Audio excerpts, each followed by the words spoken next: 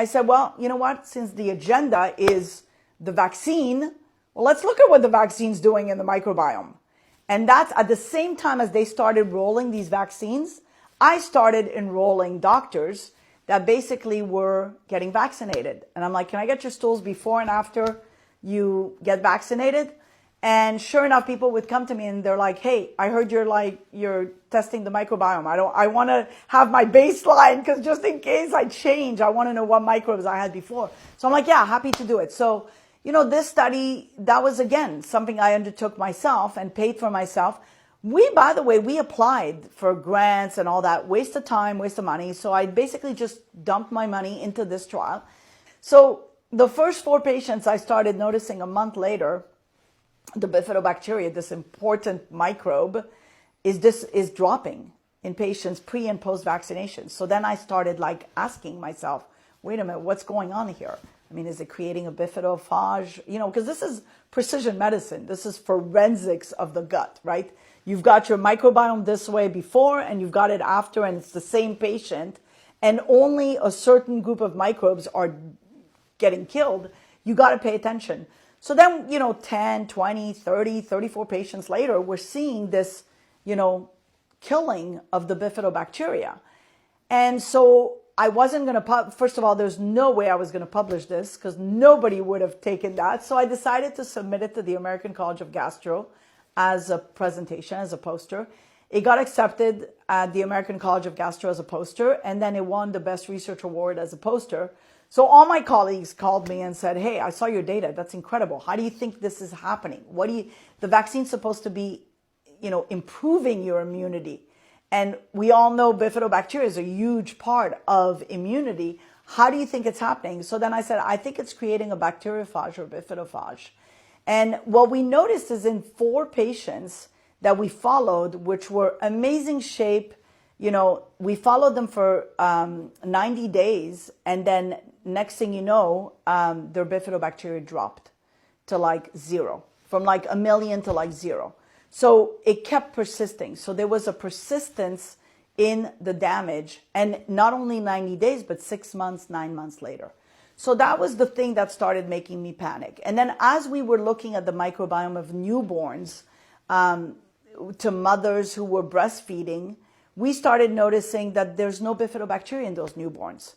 So we asked ourselves, well, because newborns are supposed to have a ton of bifidobacteria, right? 90% of the microbiome of babies is bifidobacteria. So we said, well, how come these babies born to moms that are breastfeeding that were vaccinated have 0 bifidobacteria?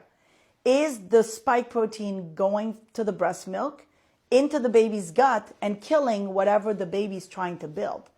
And so because I was doing work on autism, and I noticed, one of the commonality and common findings of autistic children is that loss of bifidobacteria. I said to myself, maybe that's how it happens, right? Maybe you're killing off your bifidobacteria, and then 2 years down the road, your kid stops talking. So this whole, it was serendipitous, really. This whole discovery, because, understanding what the microbiome looks like in Alzheimer's, in old people, in overweight patients, in Parkinson's, and, kids, healthy kids, kind of brought it all together for me. So I had a different vision than everybody else. I was looking at how to treat the virus, knowing something nobody knew. And that was really, it was kind of epic. But at the same time, I knew that, hey, they can't prove me wrong. And if they are going to prove me wrong, well, let's see why. But definitely this needs to be looked at, because the microbiome has such an importance in neurological problems, in cancer, so in Crohn's, in Lyme. So, we just published 2 posters that were presented at the same college where basically loss of bifidobacteria was noted in Crohn's patients and in Lyme patients. So bifidobacteria has a big role in disease, in my opinion, and so we have to pay attention to what's killing it. So, your hypothesis right now is that it's the spike, whether the spike is coming from the virus or whether it's coming from the vaccine, that this is actually causing this. It's killing the bifidobacteria, which is creating a problem. Correct. I think And this is what you're hoping, some serious research is done around. Yes. Yeah. So, and we are doing something to try to prove that. So it's coming along. Obviously this is research and it's slow developing. Research is not fast. It's one thing proves another, and opens the door to another. I'll give you an example of research during this pandemic. One of the things that I did myself was kill my bifidobacteria because I wanted to see, well, what increases the bifidobacteria, right? So I was the guinea pig. The whole pandemic.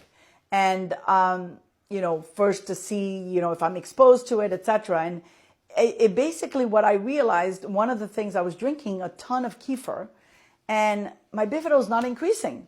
I'm not really good at taking my vitamins, right? Because I'm stressed and I'm busy and I'm not a pill taker. But essentially I kind of let it die. And, I started testing my kefir and I looked, because we passed it through the machine, and we noticed that the kefir didn't have bifidobacteria in there, even though it says bifidobacteria. So I went to Whole Foods and Ralph. This is research, because here I am, I've just killed my bifido. I'm trying to boost it. Why isn't it increasing? So of course it opens a new research. And I went to Ralph's and the Whole Foods, picked up all the products that said bifidobacteria in the back. And we took 23 products. One of them was a $27 tonic water that had bifidobacteria in there. So I said, well, this gotta be bifido because $27. I mean, come on. Anyway, so we shook them. We took the sample. Only 3 of them had bifidobacteria. Unbelievable. So what? And so you become an aware customer, right? So this is what research is all about. Research is about, why isn't this happening? Why isn't it? Let me figure out why this is not happening. And of course, my kefir didn't have bifidobacteria. How am I going to increase my bifido if it doesn't have bifido, right? So then I started doing my own stuff, the fermented foods and all the stuff that I know how to do. And basically, I'm happy to say I'm back to my normal bifidobacteria. But this is what research is about.